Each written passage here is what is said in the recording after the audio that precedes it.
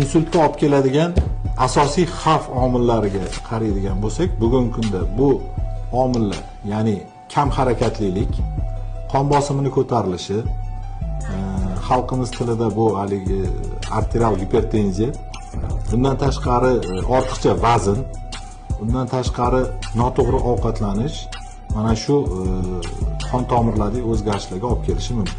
Bu qon tomirda o'zgarish paydo bo'lgandan keyin aytib o'tamiz, uni klinik belgilari paydo bo'ladi.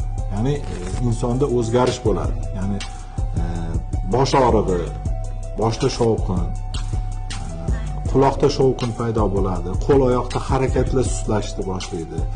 Eng asosiy belgisi uyqu buziladi. Mana shu uyqu buzilish, xotira pasayishi, ko'rish pasayishi, eshitish pasayishi, mana shu belgilar insultga olib keladigan erta belgilardan bittasi bo'lib hisoblanadi. Agar shu belgilar kuzatiladigan bo'lsa, bu bemorlar albatta tekshiruvlardan o'tish kerak va uyqu tomirlarini tekshirish kerak.